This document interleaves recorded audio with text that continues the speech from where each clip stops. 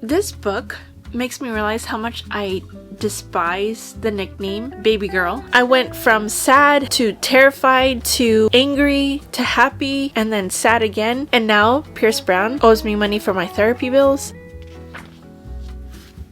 And also there's a certain point where several kind of piss me off a little bit, to be honest.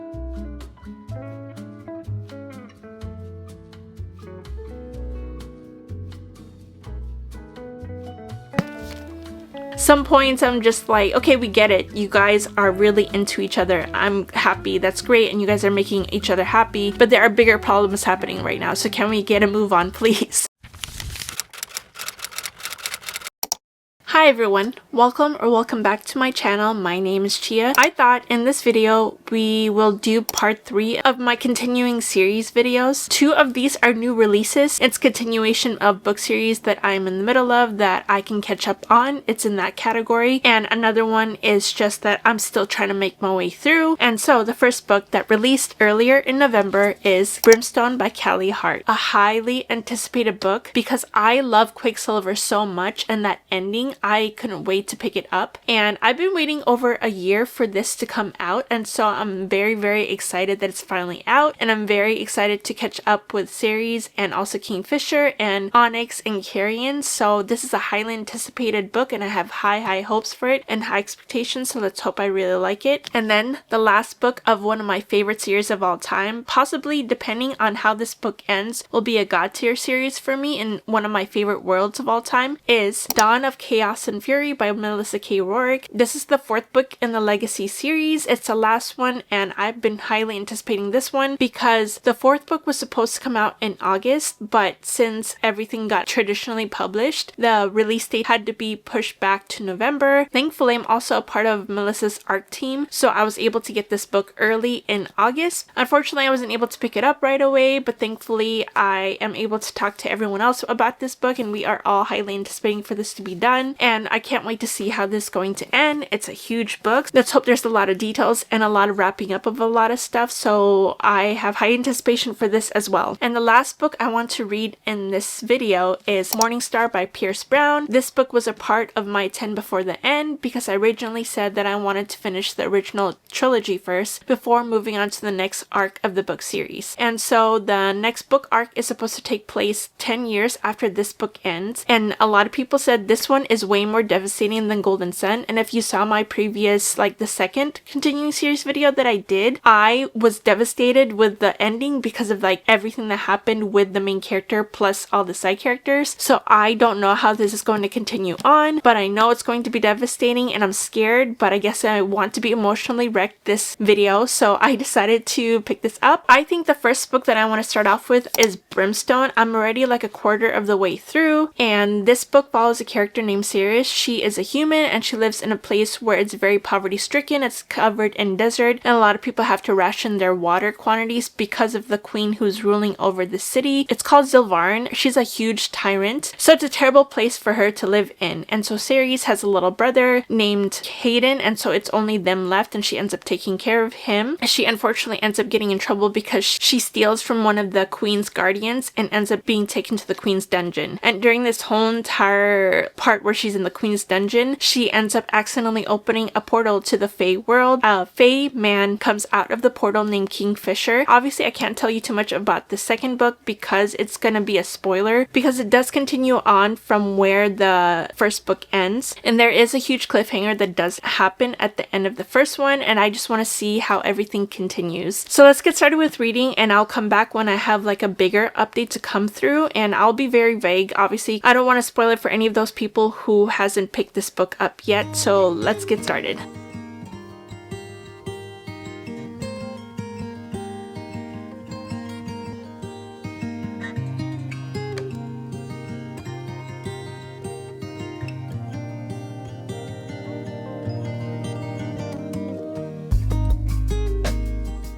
First check-in for Brimstone. I'm on page 117, chapter 9. Kingfisher's amazing, and I love Sirius's like character developments right now because of the things that she's had to deal with from the last book, and so we are getting how she truly feels about the things that she's going through. I love it so far. I like how it's getting more fleshed out in different parts of the world and different parts of the plot. The reason why I love Quicksilver so much was because there's a great balance between romance and also found family and also amazing plot that leaves you on the edge of your seat. This one, it's definitely developing more past like the plot that we had in the first book. Now it's dealing more with how they were affected by certain things, about like certain changes to their characters. Like, I'm trying not to read and speed through this. This book has been out for like 5 days and I'm slowly just making my way through, because also I'm finishing another reading vlog while I'm doing this as well. I'm liking it so far. I like how it's a little bit of a slower pace right now at the beginning because we're trying to get used to being back in their world, trying to get used to the new people that are in this world that are being added. Kingfisher and Ceres basically trying to confirm their feelings for each other because of like the big transformation that certain characters had to go through at the end, so they're affirming their feelings for each other. Kingfisher, the way he speaks, oh my gosh, like, I'm going to read you this paragraph. It's out of context paragraph. He's obviously talking to Ceres right now. The way it was making me giggle and kick my feet last night. He said, "She smells like fresh crushed leaves and the mountain air before cold snap. A subtle hint of spices and citrus and fire and smoke." And he's saying like how it's amplified to him. And then she says, "I'm surprised you didn't liken me to the smell of melting sugar or the warmth of the sun or," and he cuts her off and he says, "You forget that I'm a winter creature, Ceres. I don't crave the attention of the sun, the snow-capped mountains, the forest, the frozen river. Those places are my home. You are my home." And then he goes on, "I despise the gods, Ceres. I'm both bound by this land and the blood of kings. I swore I would never offer up a word of gratitude to them again, but you have made a liar of me. You're a gift that cannot be ignored, my heart. I've killed more people than I can count. I lost the parts of myself that knew how to feel anything other than pain and sorrow centuries ago. But for better or worse, you have brought me back to life." I'm telling you, this man, oh my gosh. And then he goes off to be dirty again. But it's so good. And then also, I love that we have a POV from him now. I'm so excited. Yes, right now it's switching between Ceres' POV and Kingfisher's POV, and it's so good. It's so good. So I'm gonna continue reading. Alright friends, I do have an update for you guys. I am on chapter 34, 416. So a little bit over half. I think I'm 60% of the way through, maybe closer to 70%.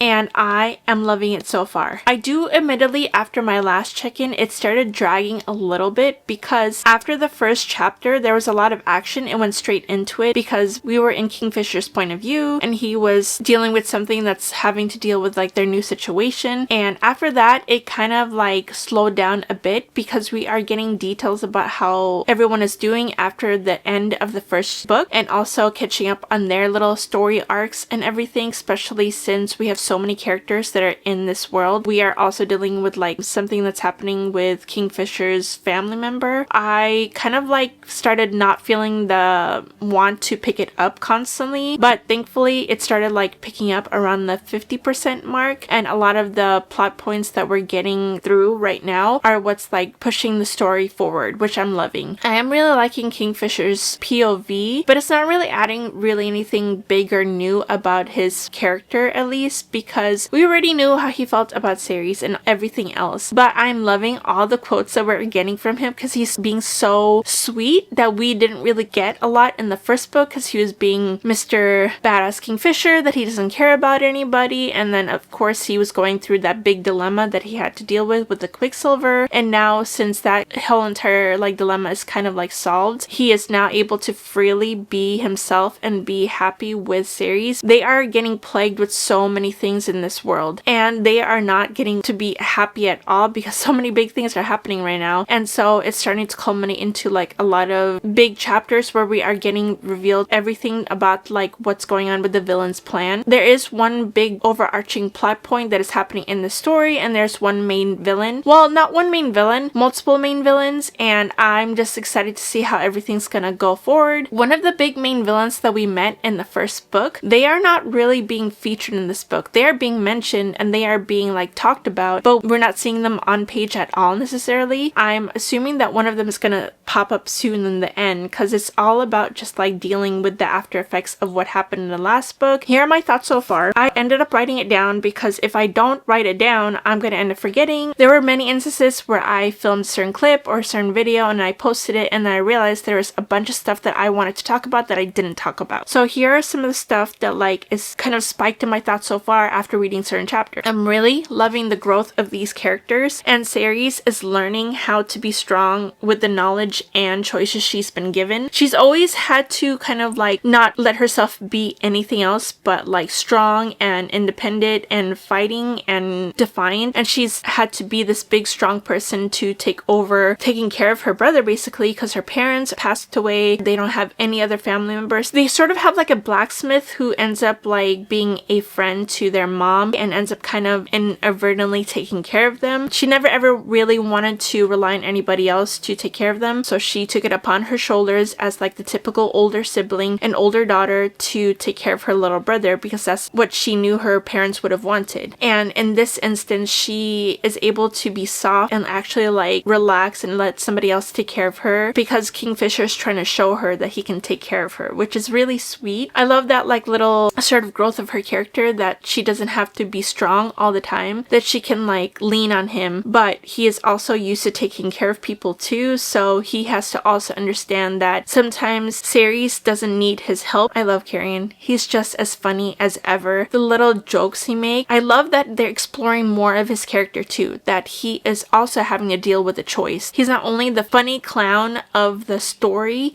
he also has some character depth. We do get a lot more spicy scenes in this book between Kingfisher and Ceres. I don't necessarily have a problem with the spicy scenes, it's just that some points I'm just like, okay, we get it. You guys are really into each other. I'm happy. That's great. And you guys are making each other happy, but there are bigger problems happening right now. So can we get a move on, please? So that's what I'm feeling right now about it. I'm hoping to finish this tonight, or at least like the rest of the day. And then I literally have a little over 200 pages left. So I'm excited to see what happens at the end of this book. There's like a lot of pots being stirred right now because of like the plot points. But other than that, those are my thoughts so far, and I will be back when I'm closer to the end. Okay, I did finish Brimstone the other night and I loved it. I thought that the ending was shocking, and I didn't expect that last line to happen, especially the last line that happened in this book. I wasn't expecting that at all, and I'm trying to think back if anything was mentioned to connect to what he was saying at all. I don't know where we're gonna go from here. I don't know how the next book is gonna turn out, and I feel that this book kind of expanded a lot on the world and added a lot to the storyline, but it also established a lot of like our characters' relationships, and I really like where it's going. I always think that Callie Hart's writing is absolutely beautiful. I wouldn't necessarily say this was a 5 stars. At first, when I ended the last chapter or the last like page, I thought it was going to be a 5 star, but I just didn't get the same feeling that I did when I read Quicksilver. I was hesitating it on it being 5 stars because there are some points where it dragged a lot, and also I felt like it kind of focused a little bit too much on Ceres and also Kingfisher's relationship. It added a lot more spicy scenes that it did in the Quicksilver book, but I absolutely loved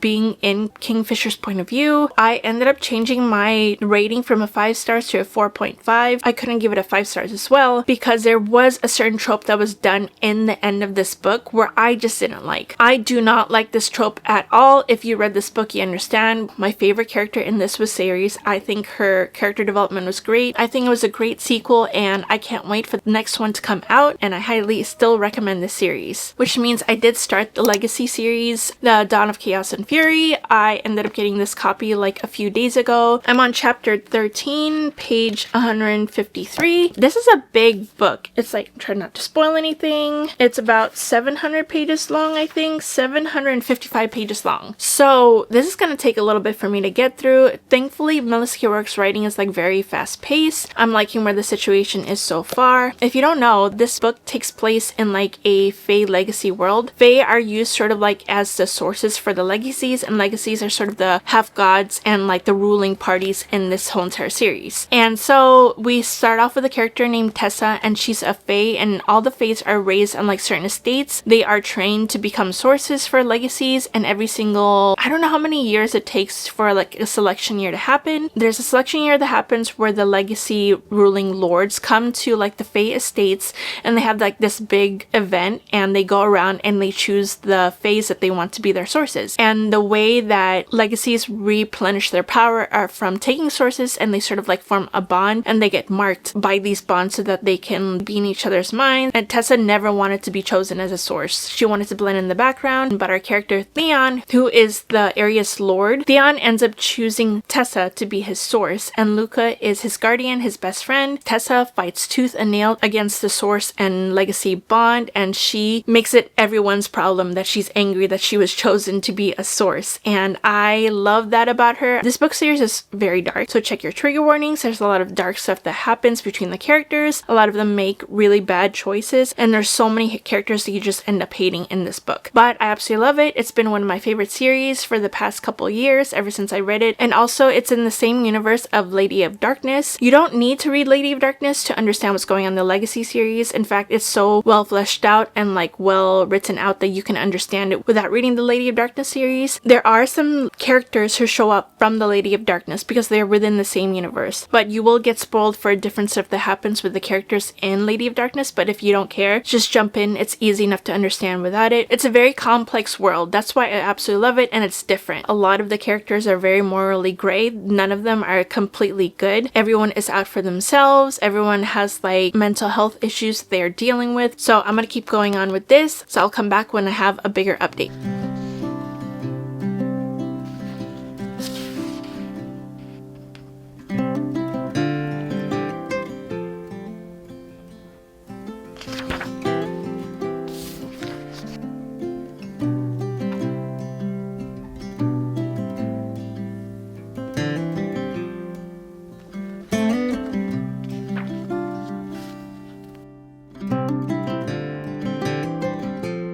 Okay, I'm at the last 50 pages of this book. It's 755 pages long. It didn't need to be this long, but talk about that later. So let's just finish this. Also, this book makes me realize how much I despise the nickname Baby Girl. It was used so many times in this book, and I never ever want to hear the nickname Baby Girl ever again.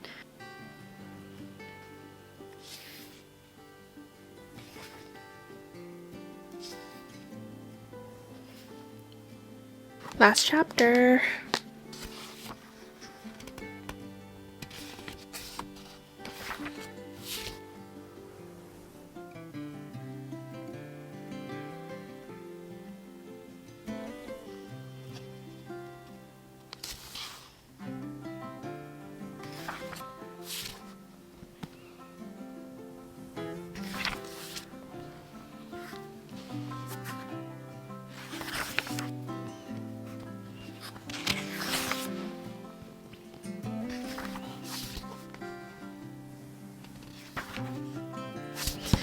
It's done.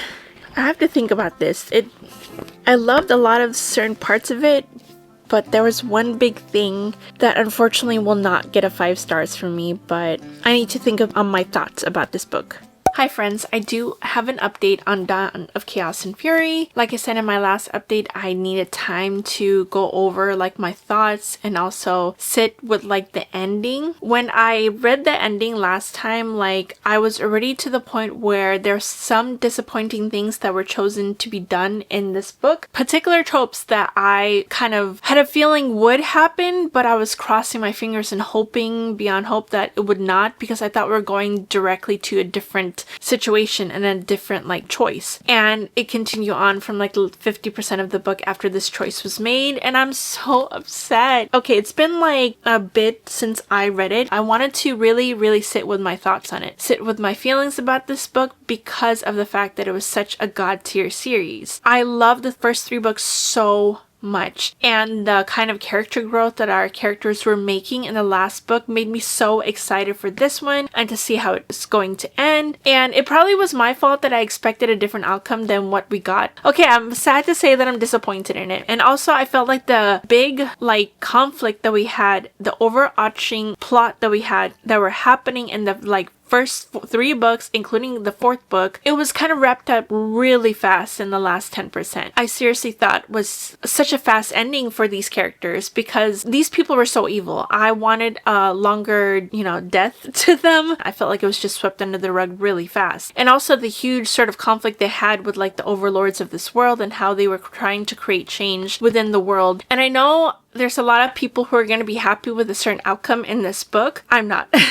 To be perfectly honest with you, I am not. And after sitting a while with this book and thinking about it, I think I'm going to rate it a 3.75. I have not rated any of these books less than 5 stars. And also the filming character development, I was the biggest Tessa defender. Don't get me wrong. She is infuriating sometimes, the choices that she makes and how she's reckless and how she is so unreliable. But knowing what her past was and the traumatic stuff that she went through growing up, and then also the people that she thought she trusted end up not being what she needs at all. Every single person has done her wrong. The choices that she made in the 4th book, I seriously thought she felt a little kiddish to me. And also I felt like Theon and Luca were acting like her parents and they were trying to teach her different lessons of how to come about certain things. And also I didn't like the nickname that Luca had for her. He called her baby girl on every single page for how many chapters. I felt like a lot of the characters in here were making choices that weren't particularly what I thought they would do based on how we examined their characters in the previous book. For a book that was 700 pages, there was so much that I felt like the questions were not answered thoroughly enough. And also the biggest things that were positive in my opinion, I loved Axel's a huge character arc. I love the choices that he made. He was so grown. And also I loved the different POV from Eviana, one of the sources in this book that we get introduced to in the first one, how the things she went through shaped who she was and how she was just forced herself to be unfeeling because of how painful the stuff that she went through and the whole entire motivation of her character arc and the relationship she had with Lang and also Corbin. Those are my favorite parts. It was Axel and also Eviana's parts that I loved. I was highly anticipating this book so much. I've mentioned this in multiple videos how much I love this series. I'm so sad with the outcome. I thought the characters were just not the development that I wanted them to have in this book and I just didn't like the choices. I'm so sad. I'm so sad. I wish I liked it, but it's just not my cup of tea and I'm just so mad that I didn't like it. But that was that. And so that means that I moved on to Morning Star. I'm actually on page 206. I've been on and off listening to the audiobook at work for it and also reading it physically. I love this book so much. I'm already loving it. The first chapter